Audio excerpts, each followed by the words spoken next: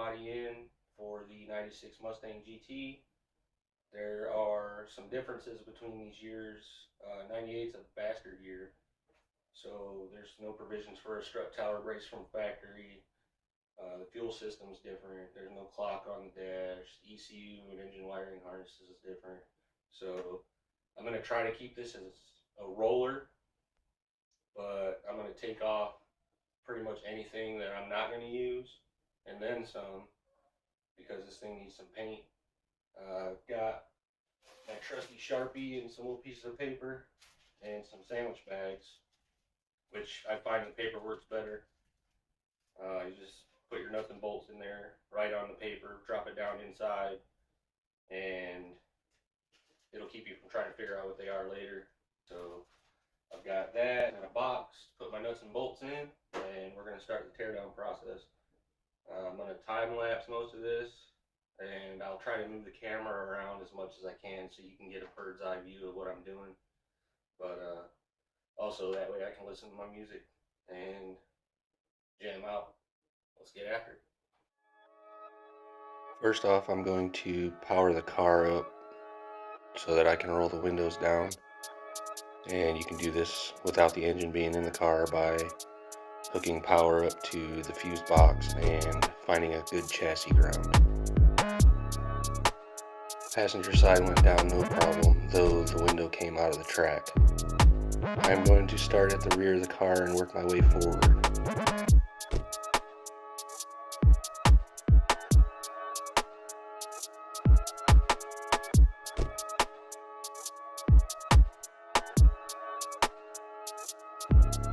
I like to practice cleaning as I go to help with organization and keeping my workspace free of clutter. In removing body panels from a car, you're always going to find an abundance of leaves and dirt, sticks, all kinds of good stuff. It appears my ADD kicked in and I'm all over the place, so I jumped to the front of the car to remove the cowl and windshield wipers.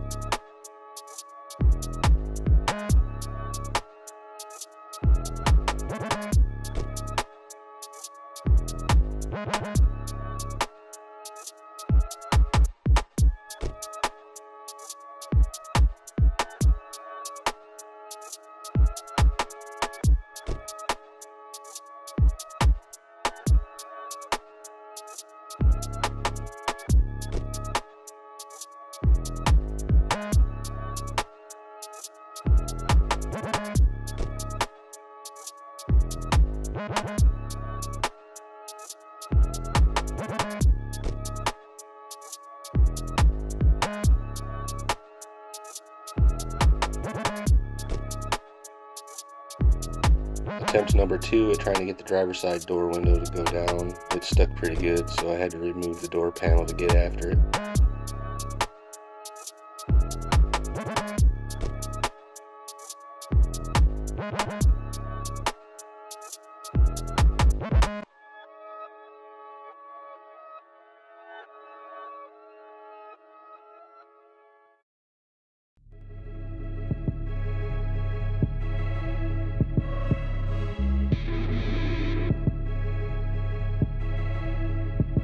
Quick smack to the window motor with a dead blow and it went right down.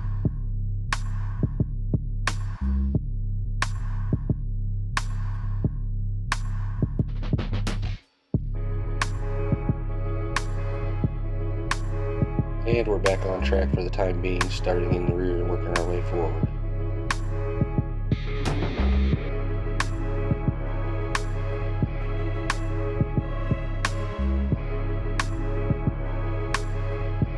Well, that didn't last long.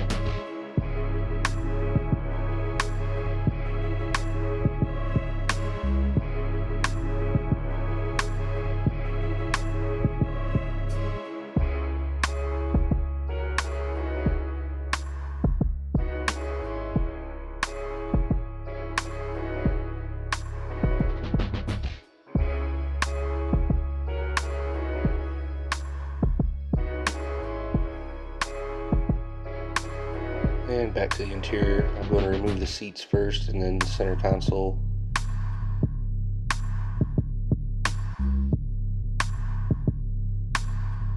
I left the rear of the back seats in until I got the center console out, just so I had a little more room to move around inside the car while I was taking out the nuts and bolts.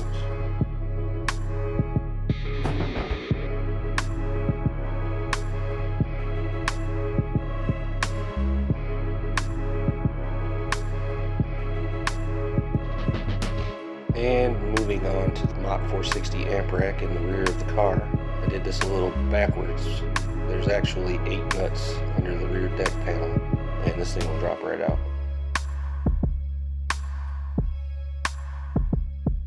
And if you notice, I left my rear deck panel in the wrong spot, and smack, it's cracked.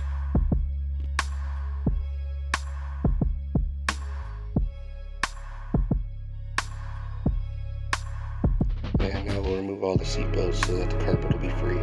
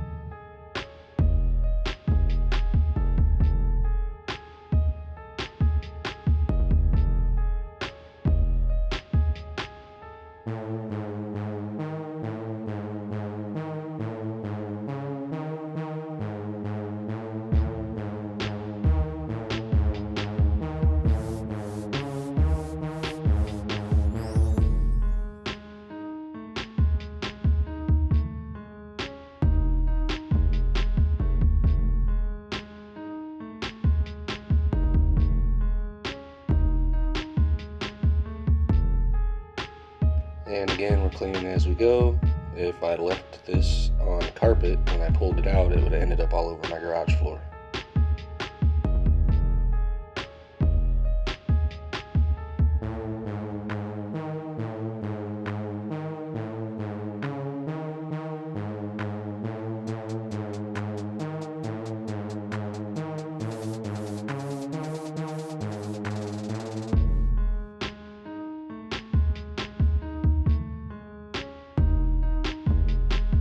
And moving on to the cheap cardboard headliner, which they really make a pain in the butt because they use panel bond to glue it to the ceiling of the car. Got the carpet out, and it's time for my second shower of the day. I'm sweating like a $2 whore in church, so I'm going to be taking a break. But the next thing I'm going to be doing is labeling all of the wires from the taillights to the dash and pulling that harness.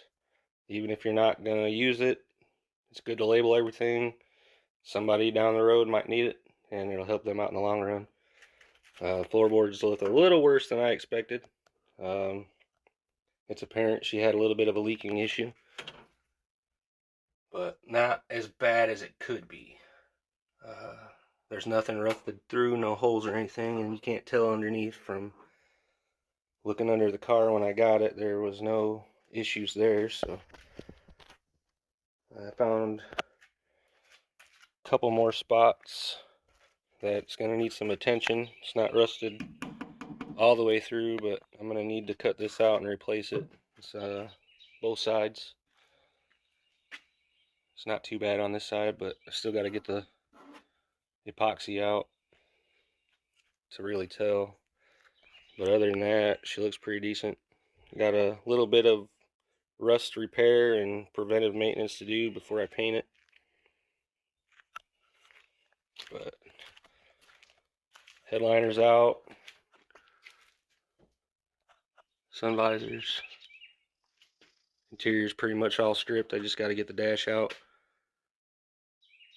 But like I said, brake time, and then we'll get to that harness.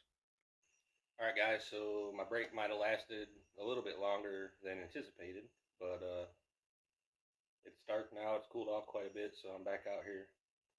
I'm going to start on the harnesses, going to start in the back of the car. I'm not going to be able to get the fuel pump harness out just yet until I drop the tank, but I can go ahead and get the remainder of the harness out. There is a module for the keyless entry back here and an antenna that runs up into the rear deck, and a radio harness, an amp harness, and I can get all that stuff labeled and pushed up to the front of the car. So we'll get you turned around so you can see what I'm doing. So we've got the tail light harness that runs through here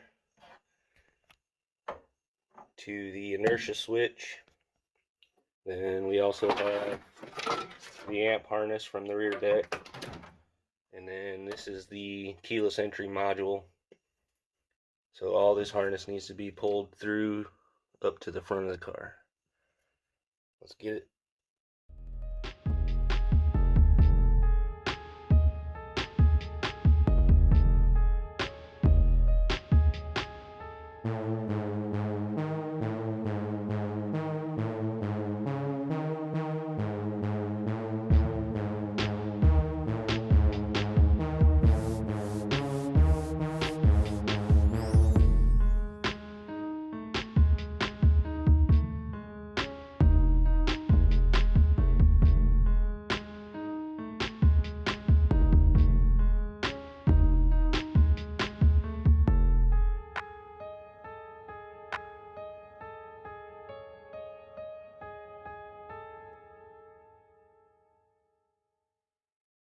For now, I've just got the harness strung out the door and then sitting in the engine compartment.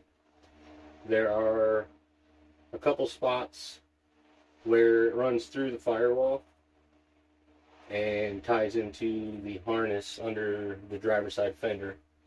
So for now, I just got it out of the way, and I'm going to continue to pull the dash out and get it out of the way.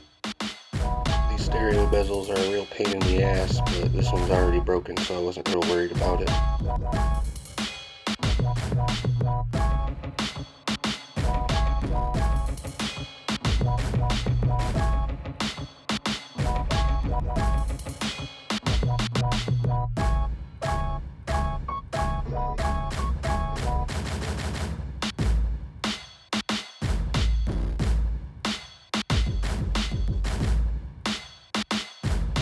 I'm not sure what happened here, but everything got a little bit blurry. My apologies.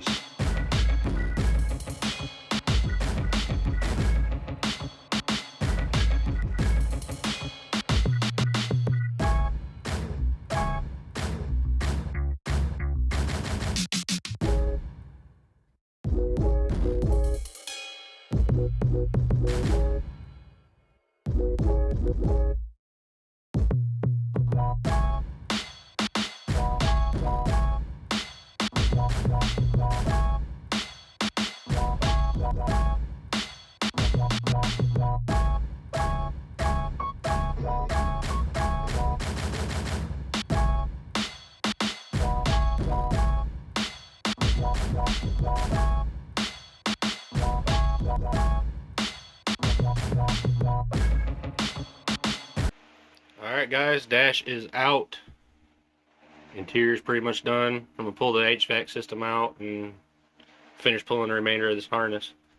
But to pull the dash out, you've got 2 bolts there, 3 across the top at the windshield, 2 there, 2 on that side, 2 on that side, and then you have one 10mm bolt that holds the brake pedal assembly to the bottom of the dash. Then you have 4 bolts that hold the steering column to the bottom of the dash. And then you got a few harnesses there and there, and then the HVAC vacuum lines and the control knob. But she's pretty much stripped out, and we'll be moving on to the body next.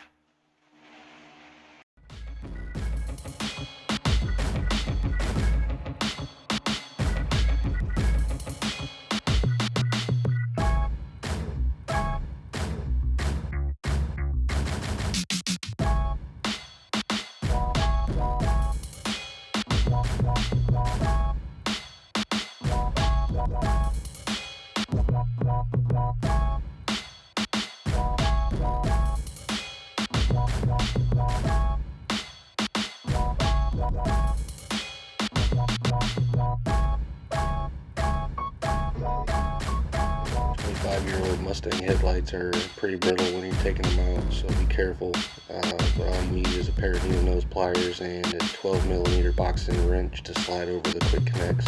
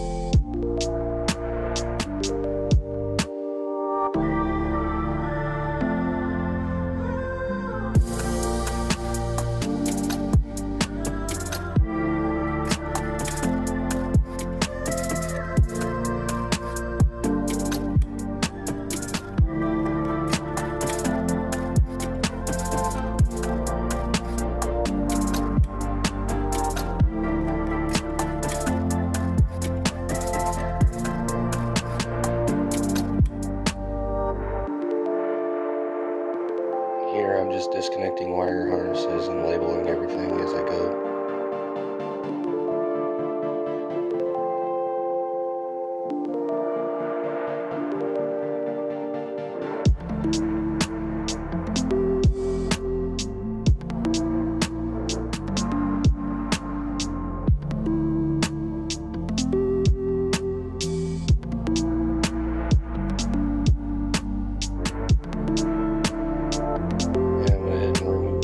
Washer reservoir and the horn while I was at it.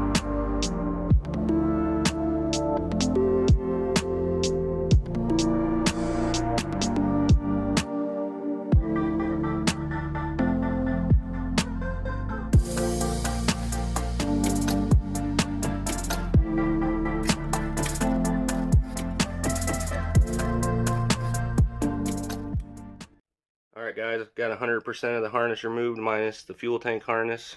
Body harness is out. Fuse box and headlight harness is out. Removed the horn and the windshield washer fluid reservoir. Got a bunch of odds and ends still to pull. But there's the harness. It's all labeled. That way it can be put back in the car. Who knows, I might need it one day. But we're going to go ahead and call this one a video. And of course, like, share, and subscribe. And we'll see you on the next one.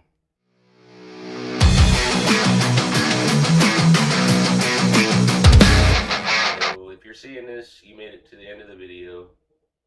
I have come to an executive decision on this car. I know I said I'm going to keep it 100% stock, but with this being a 98 GT with power windows, automatic transmission, paint code, black. The other one is a 96 Mustang GT 248A option, paint code Rio Red with manual windows, manual transmission. I won't be able to keep it 100% stock. So that being said, with doing the teardown process and things, I've decided that I'm going to do some visual upgrades. Everything else is going to remain stock, the powertrain and everything, exhaust.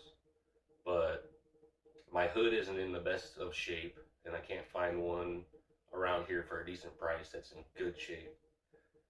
So I'm going to have to do some body work on it, to say the least. And I've already decided I'm going to paint the car. I have come up with a color for the car, but I'm not going to disclose that information just yet. But I'm going to play with some visual upgrades. So I am planning on dropping the car about 1.5 inches. In taking off the side skirts, I've decided that I'm not going to put them back on. I like the way it looks without the side skirts, and I don't like the way that the side skirt looks like a muffin top. It's dated, you know, mid-90s. So removing the side skirts, lowering the car an inch and a half, doing a little bit of fiberglass work on the hood, and I don't like the stock spoiler that comes on the car. So I'm going to play with that too. So other than that, like I said, everything's going to remain stock. Engine, transmission, rear end, exhaust, all the wiring is going to be stock. Nothing's going to be chopped. But visually, aesthetically pleasing to the eye, I plan on doing some upgrades because I don't have the stock wheels. I've got aftermarkets, and like I said, I like the way it looks without the side skirts, and I think lowering the car is a good idea with removing the side skirts for it to look decent. I think you guys will like the color I chose, and I believe the car is going to look really nice when I get done with it. So, see you guys on the next one. Stay tuned for part 2 on the teardown.